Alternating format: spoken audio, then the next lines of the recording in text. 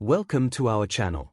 Before we get started, please consider liking and subscribing so we can bring more stories like this to you. The heroes fall.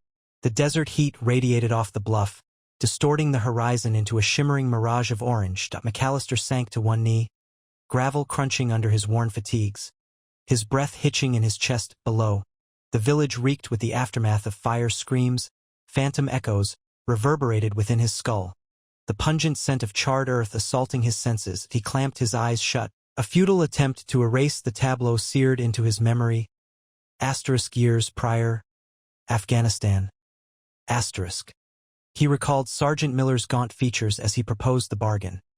Overlooking the local strongman's transgressions, in exchange for intelligence vital to his unit's safety, Mac had protested vehemently. But Miller, a leader he esteemed, one he'd trusted implicitly, had worn down his resistance. Think of the lives we'll safeguard, Mac. A minor compromise for the greater good. The greater good now, those words left a bitter taste in his mouth, like swallowing cinders. He opened his eyes. The Virginia sun beat down, a far cry from the arid furnace of his past and no longer in Afghanistan. He stood on a parade ground at Fort Sterling, the crisp morning air an unwelcome contrast to the suffocating weight of recollection. He adjusted his immaculate uniform, touching the medals pinned to his chest, testaments to valor and sacrifice, now feeling like anchors dragging him. He awaited General Harding, awaited recognition, a promotion richly deserved. Instead, two MPs approached, their expressions granite, unreadable. Sergeant Michael McAllister? The lead MP's voice cracked across the expanse of the parade ground. McAllister's brow furrowed. That's me. You are under arrest for treason against the United States. The words were clipped, delivered without inflection. A hand, firm and impersonal, closed around Mac's upper arm, the touch feeling like a violation, treason. The accusation slammed into him, stealing his breath. He glanced from the MPs to the scattering of soldiers. Their faces reflected bewilderment and disbelief. What is this about? Mac sputtered, his voice cracking. The second MP produced a warrant with a swift, practiced motion. Warrant for your arrest, authorized by Judge Advocate General Eleanor Vance. I am required to inform you of your rights and the charges levied against you. He cleared his throat and began to recite, his tone as mechanical as the turning of a key. The legalese blurred before Mac's eyes, a dizzying cascade of allegations. Conspiracy, espionage, aiding the enemy, each accusation more preposterous than the last. A cruel distortion of his dedication, his honor, his very identity. A cold knot twisted in his gut, followed by a surge of white-hot rage. This is madness, Mac retorted, wrenching his arm from the MP's grip. There's been a mistake. A colossal, catastrophic mistake. The MPs remained unmoved. Sergeant, you have the right to remain silent. Anything you say can and will be used against you in a court of law. The remainder of the warning faded into background noise. His mind raced, struggling to comprehend the incomprehensible. Who would engineer this? And why?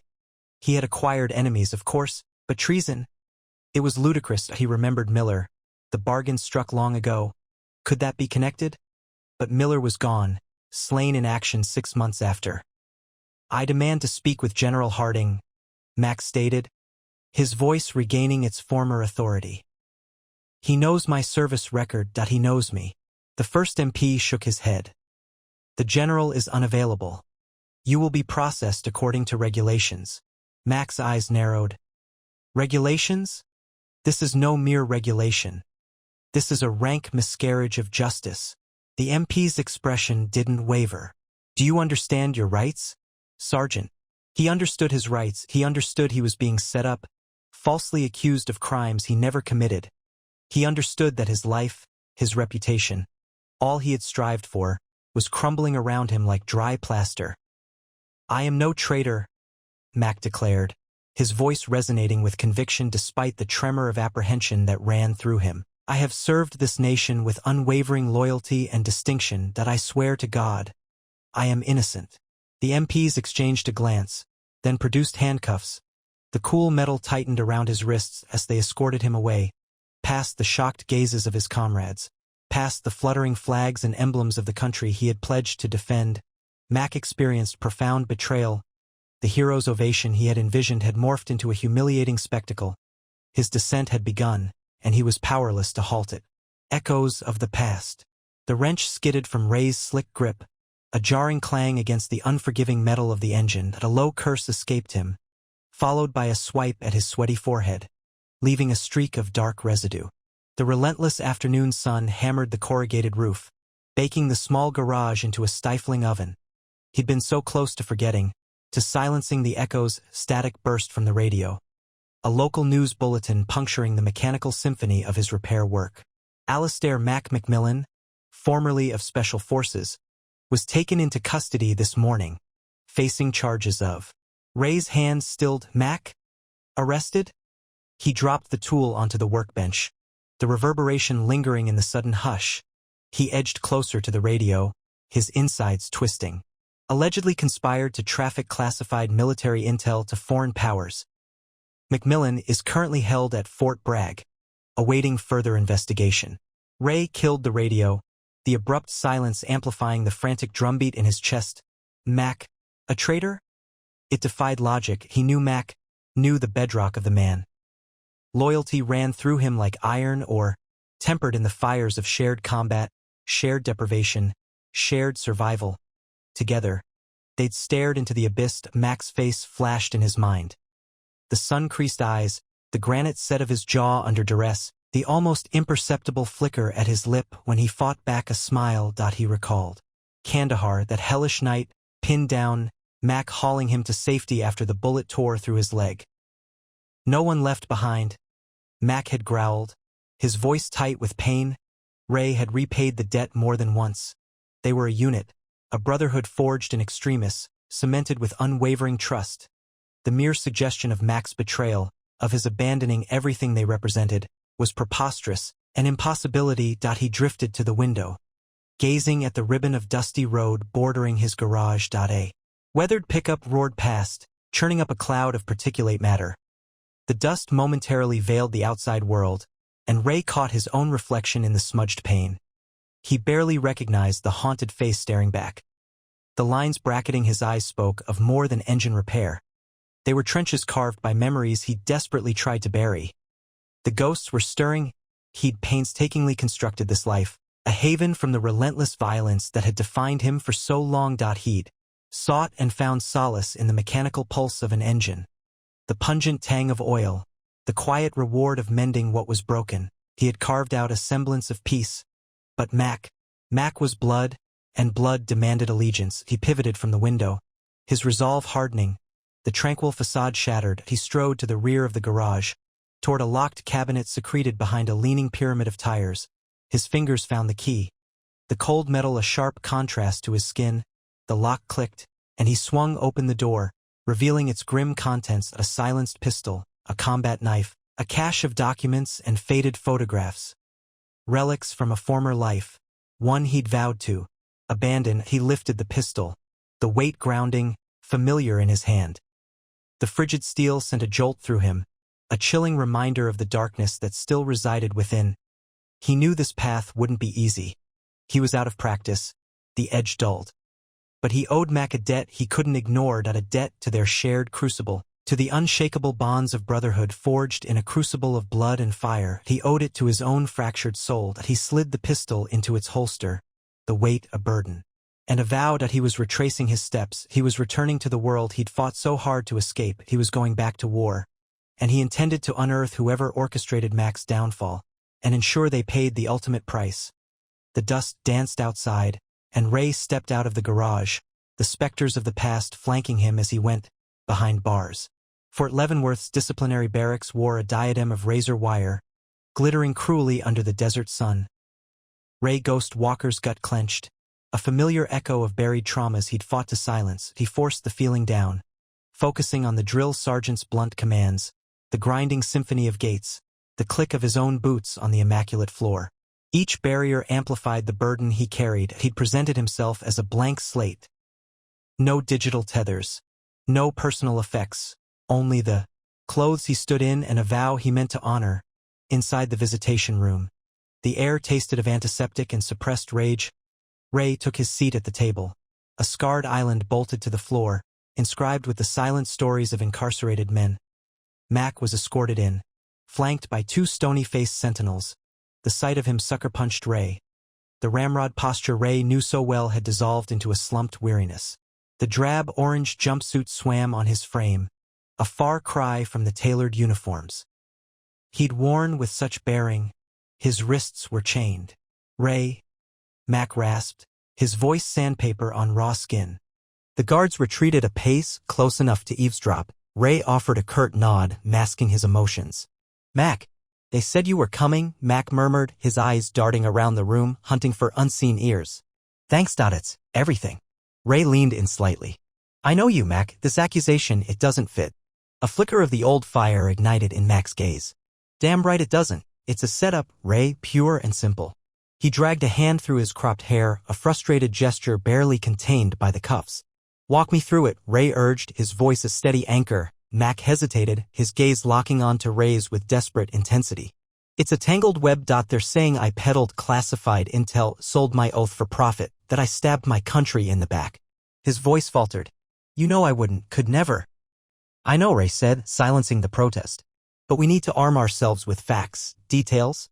Mac lowered his voice, his words nearly lost to the hum of the ventilation. It started weeks before all this. I was on a project, Phoenix Dawn. Blackest of black, surveillance tech. Discrepancies wormed their way into the data. Something smelled rotten. I flagged it, but they dismissed it as a technical blip. He paused, drawing a ragged breath. Then the dam broke, the leak mirrored Phoenix Dawn specs exactly, and suddenly I'm the patsy. Ray scrutinized Mac's features, searching for any tell, any hint of duplicity. He found only raw desperation. Who else had their hands in Phoenix Dawn? Mac hesitated again, a shadow crossing his face. Henderson, Colonel Henderson ran the show, and a civilian, Anya Volkov. Something about her felt off-kilter. Her questions were too sharp, too probing. Volkov, Ray echoed, storing the name. Anything else surface? Mac shook his head, his expression a mask of despair. There was a clandestine meetup a week before the roof caved in. Henderson and some stranger holed up in Henderson's office. I tried to catch a glimpse, but Henderson's shadow, Sergeant Miller, blocked my path. Miller, Ray seized upon the name. Anything distinguishing? Mountain of a man, always at Henderson's beck and call. Mac looked at Ray, pleading etched into the lines around his eyes. Ray, you have to see this for what it is. I'm being sacrificed. They needed a fall guy, and I drew the short straw. Ray extended his hand across the table, halting just short of Mac's manacled wrists. The unspoken gesture bridged the chasm between them. I believe you, Mac, and I'm yanking you out of this hellhole. A buzzer sliced through the air, signaling the end. The guards advanced, their faces impassive stone. Ray, Mac blurted as they hauled him upright. Watch Henderson's back. He's got deep roots, and Volkov, she's the linchpin. Unearth her. As Mac was frog-marched away, his gaze snagged on Ray's, a silent pact exchanged. Ray watched him vanish behind the unforgiving steel, the echo reverberating in the sterile void. He lingered, the weight of his promise settling like lead, names, a project, and a gnawing premonition. The hunt was on, walls of bureaucracy. The stale air of the records office clung to Ray like a shroud. Fluorescent lights hummed, casting a sickly yellow glow on the endless rows of steel cabinets. He'd started with Mac's service record. A seemingly simple request that had already taken 3 days and a mountain of paperwork. Each form demanded another form, each clerk pointed him to another office. He felt like a rat in a maze, the cheese always just out of reach. Another authorization form. Mr. Walker, the woman behind the reinforced glass said without looking up. Her name read PFC, Miller. Ray resisted the urge to slam his fist on the counter. He'd already filled out 3 of these. This is for accessing basic information, PFC Miller. His name, rank, service history. I'm not asking for classified intel. She finally looked up, her expression bored. Regulations are regulations, sir. You need a signed authorization from the subject himself, notarized, and a copy of his DD-214. He's in pre-trial confinement, PFC. I saw him yesterday. Getting that signed and notarized is going to take another week, minimum, and the DD-214 is likely in his personal effects, which are inaccessible. She shrugged, the movement barely perceptible. Not my problem, sir. Next. Ray stepped aside, the frustration a tight knot in his stomach. He pulled out his phone, scrolling through his contacts. Time for a different approach. He spent the next hour on calls, pulling every string he had left, favors he'd earned in Kandahar. Debts owed from training exercises in Germany, promises whispered in dimly lit bars across the globe. Each conversation ended with the same polite, yet firm, denial. Sorry, Ray, hands are tied.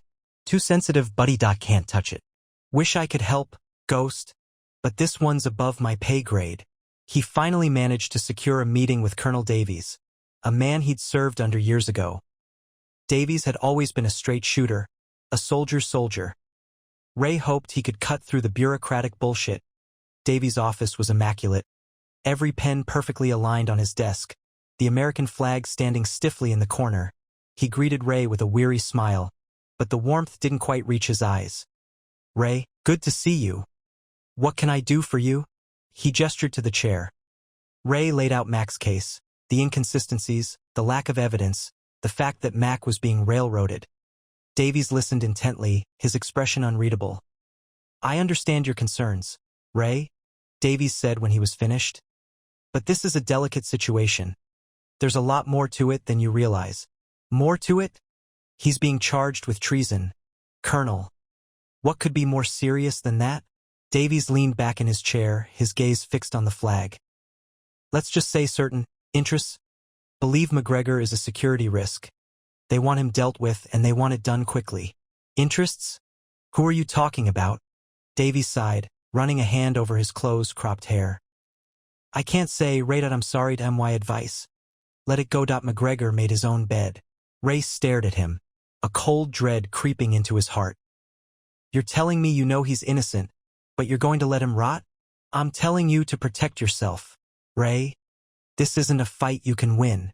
Ray stood up, his hands clenched into fists. I don't believe you. Max saved my life, Davies. I owe him. And that's admirable, Ray. But sometimes, the greatest act of service is knowing when to walk away. He left Davies' office feeling like he'd been punched in the gut. The walls weren't just bureaucracy. They were a deliberate construction, designed to keep him out. The dismissals weren't just procedure. They were a coordinated effort. He wasn't just fighting for Mac. He was fighting against a system that protected its own, no matter the cost, and he was just beginning to understand the true depth of the conspiracy.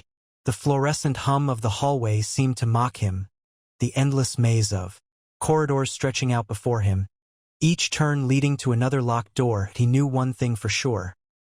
He was no longer just trying to prove Mac's innocence. He was uncovering a nest of vipers, and they were ready to strike.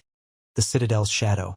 The prison air hung thick and stale, a miasma of disinfectant and despair. Ray, or Ghost as he was known to those who still dared, leaned forward. His voice a low rasp across the scratched plexiglass. Mac, they're not just throwing you away. They're using you. Mac, his face gaunt, his eyes hollowed, managed a weak smile. Welcome to the party, Ghost. Took you long enough. This isn't about incompetence or a simple mistake. There's something bigger, something organized, and I'm calling it the Citadel. Ray paused, letting the name settle in the oppressive space. Someone is pulling the strings, and you're the patsy. Mac's smile vanished. Citadel? Never heard of it. That's the point. They don't want you to. Ray stood, the chair scraping against the concrete floor. I'm going to find out who they are, Mac, and I'm going to burn them down. Leaving the prison, the scent of freedom, however tainted, was a tangible relief. Ray's lead was a whisper from a contact, a retired intelligence analyst named Evelyn Reed, a ghost herself, supposedly living off-grid in the Pennsylvania woods. The drive was a blur of changing landscapes. The city's steel and concrete gave way to rolling hills and thick forests, mirroring the transition in Ray's mind. From focused anger to a chilling sense of unease, he found Reed's cabin nestled deep within the trees, a weathered structure that seemed to grow out of the earth itself. Reed was a small woman, bird-like, with eyes that held the weight of 1,000 secrets. She eyed Ray warily, her hand hovering near a sheathed knife strapped to her thigh. I haven't seen a face like yours in a long time, soldier. And I don't like what it tells me. I need information, Ray stated plainly, cutting through the niceties. A group called the Citadel, Mac. Jason McAllister, he's been framed. Reed's expression hardened. Framed? That's the official story, isn't it? The one everyone wants to believe. She hesitated, then sighed. The Citadel, they're a tumor. A silent, insidious cancer within the system. They deal in shadows, in favors, in things that should never see the light of day. Ray leaned in, his senses on high alert. Arms dealing? Corruption. And worse? Reed whispered, her voice barely audible. They manipulate events, create crises, all to further their own agenda. They are untouchable. She led Ray to a dusty corner of the cabin, pulling back a tattered tarp to reveal a makeshift archive stacks of files, hard drives, and old-fashioned paper records. I spent years tracking them, piecing together fragments, whispers, dead ends that I got too close. They forced me to disappear. Ray spent hours poring over the evidence. Encrypted communications hinting at illicit arms shipments funneled through shell corporations. Bank transfers masked by layers of offshore accounts. Names, faces, ranks, a network of influence that reached the highest echelons of the military and government. He saw the pattern. Mac's assignment was a key access point for Citadel activity, his takedown a clean sweep to silence an unwitting witness. The sheer scale of the Citadel's operation was staggering. They weren't just corrupt. They were architects of chaos, pulling strings on a global stage, and Mac, his friend, had become collateral damage. A wave of cold dread washed over Ray. He wasn't just fighting for Mac's freedom. He was confronting a force that could crush him, erase him, without a second thought. Reed watched him, her face etched with grim understanding. They'll be watching you now, she said softly.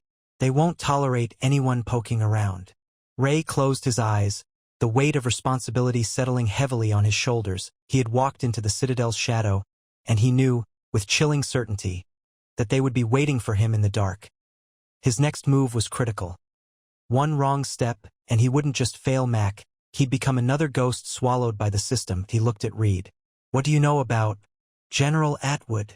Ghosts of the unit. The Cessnas were surrendered to the Alaskan hush the moment Ray killed the engine. Beneath the small craft, the untamed wilderness sprawled, a verdant, creased tapestry stitched with silver rivers and the charcoal strokes of ancient woods. Silas Shadow Blackwood's last known location was pinpointed somewhere amidst that vastness. Exiting the plane, the biting air seized Ray's breath. Collar upturned, pack secured. He began his descent. 3 hours of brutal navigation followed, a labyrinth of clinging vines, treacherous, algae-slicked stones, and the sudden, startling flutters of startled grouse. Finally, a lazy spire of smoke ascended against the overcast sky. The mingled scent of conifers and hearth fire grew stronger with each step, guiding him to a secluded cabin, cleverly hidden within the thick trees. He moved forward with heightened caution, hand instinctively near the Glock nestled against his side. Blackwood hadn't gained his moniker by being incautious. Blackwood. Ray's shout cleaved the quiet. That a lean, weathered figure materialized from the cabin's gloom, a tangle of beard framing his face. His gaze, piercing and sharp, raked over Ray. A shotgun rested casually in his grip. You've mistaken this place, stranger, he rumbled, his voice gravelly with disuse. Ray raised his empty hands in a gesture of peace. Looking for Silas Blackwood. Served alongside Mac in Kandahar. 09 at the Goat Escapade. Ring any bells? A spark of recognition ignited in Blackwood's eyes. The shotgun dipped slightly. Walker? Ghost Walker. What brings you to this forsaken place? Mac requires our assistance, Ray stated, dispensing with pleasantries.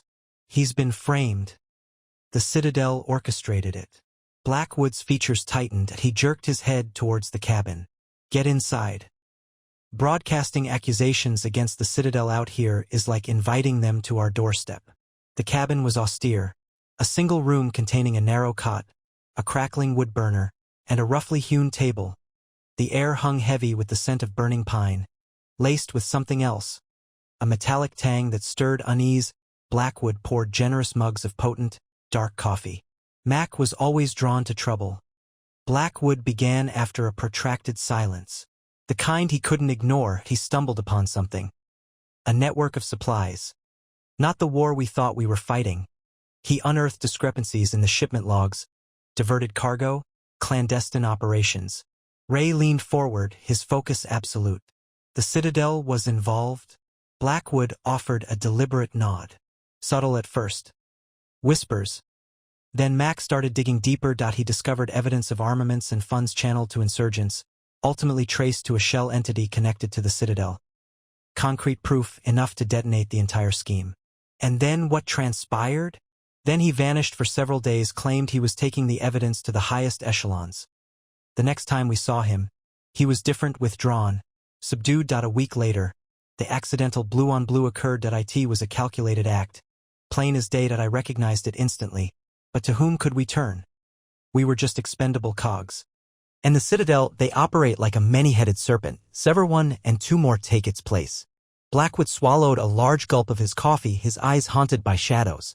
They'll obliterate you, Walker. Their reach is beyond comprehension.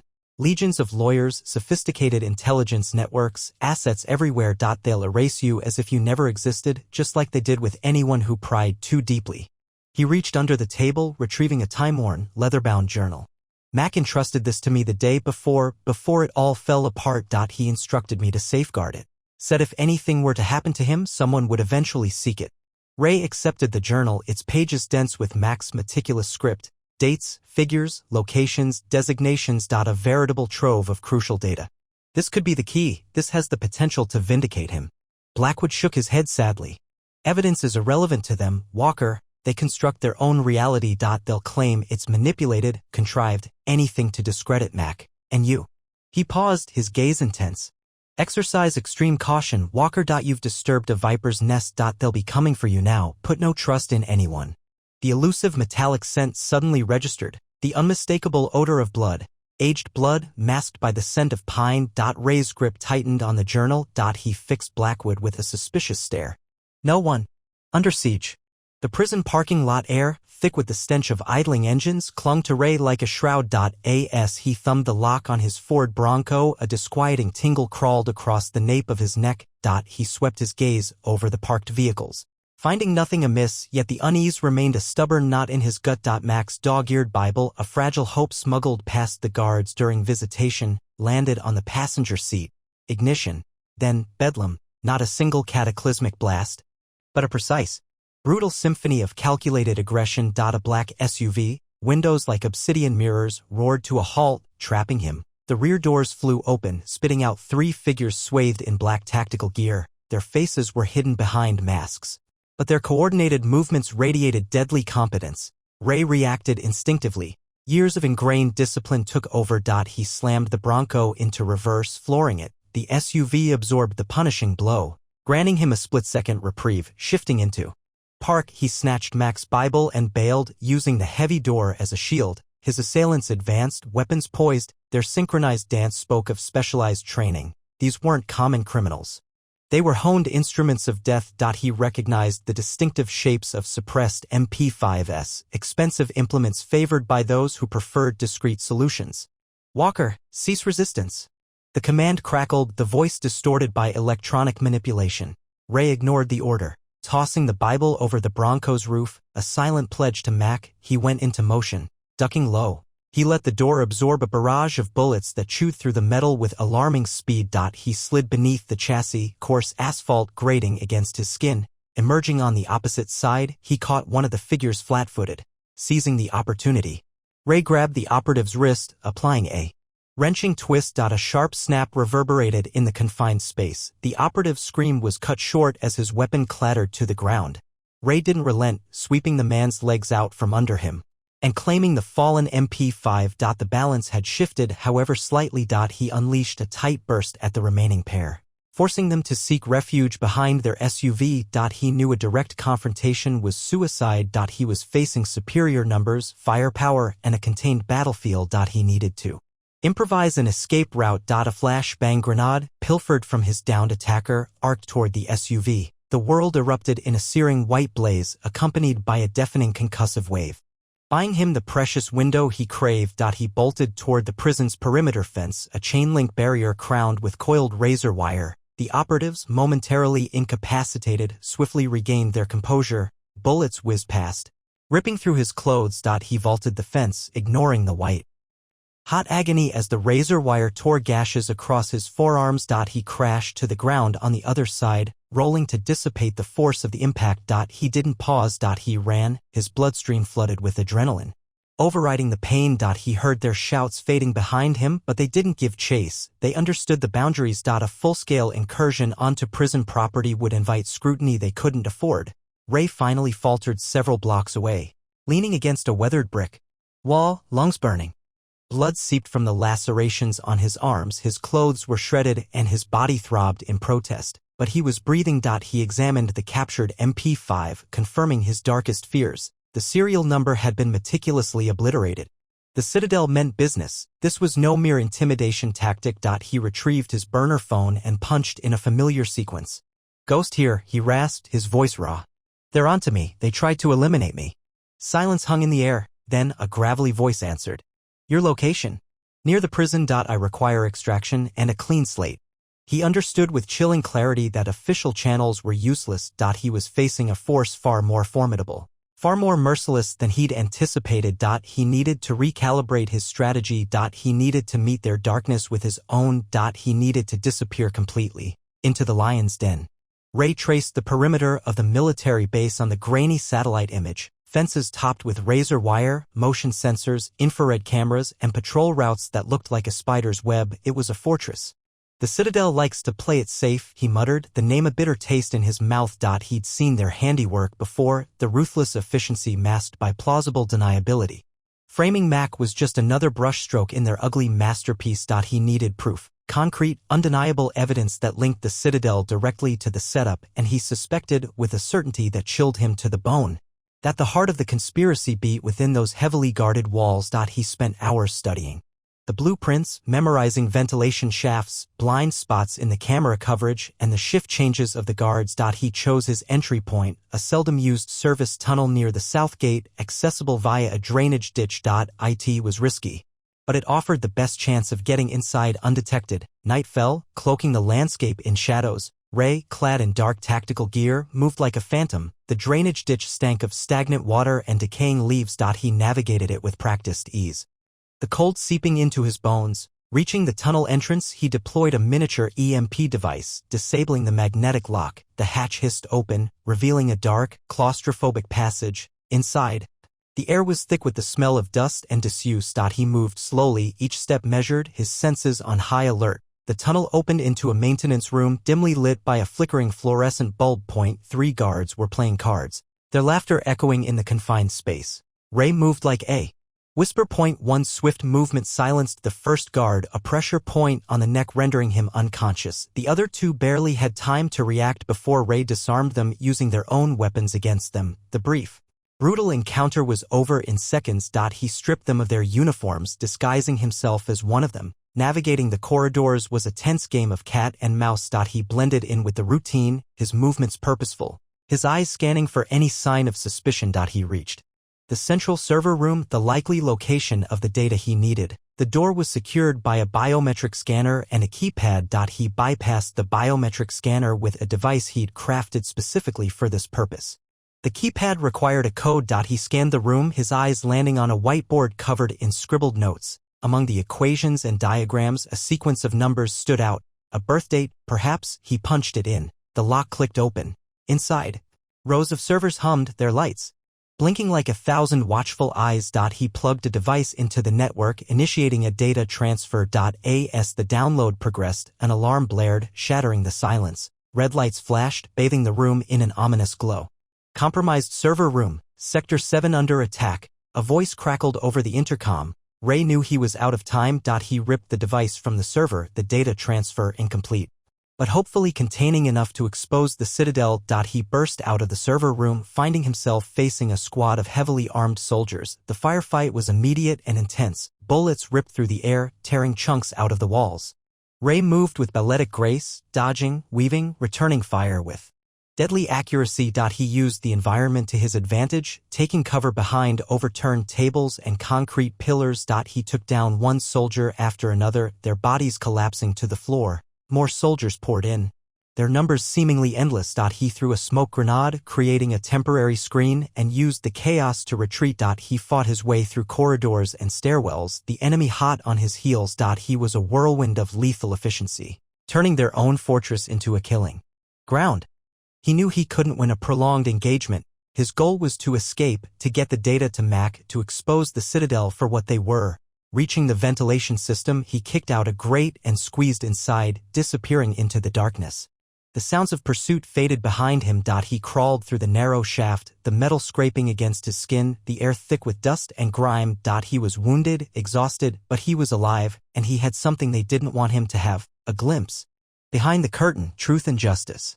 The visitation room's sterile luminescence buzzed, a grating counterpoint to the glass imprisoning Mac. He was gaunt, the familiar gleam in his eyes extinguished, leaving only a hollow-eyed fatigue that resonated painfully within Ray. "It's settled, Mac," Ray said, his voice gravelly. "I've unmasked your betrayer." Mac's head jerked up, hope flickering. Thorn? Thorn, the Citadel, the whole rotten structure. "I possess irrefutable evidence." Mac strained forward, his gaze piercing. "Enough to spring me from this cage? Enough to raze their empire to the ground?" Ray met his friend's stare, resolve hardening his features. "I'm confronting him tonight."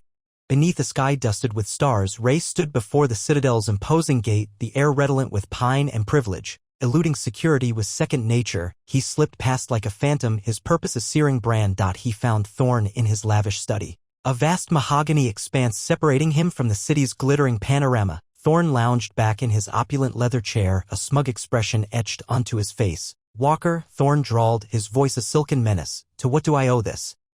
Unauthorized visit?" "I know about Nightingale," Ray stated, his voice a low rumble. "The illicit arms deals, the orchestrated conflicts, the lives sacrificed on the altar of your ambition, all to fatten your coffers and consolidate dominion." Thorn emitted a dry, rasping chuckle, sweeping allegations. "Where's this supposed proof?" Ray flicked a data chip onto the polished surface of the desk. "Right there. Every illicit exchange, every directive, every implicated name. Enough to bring the Citadel crashing down." Thorn's eyes constricted, the veneer of civility cracking to reveal the predatory instinct beneath. He surged across the desk, a silver letter opener flashing in his grip. Ray sidestepped the clumsy assault, seizing Thorn's wrist and twisting with practiced ease until the weapon skittered across the floor. The ensuing struggle was a brutal ballet of force and skill.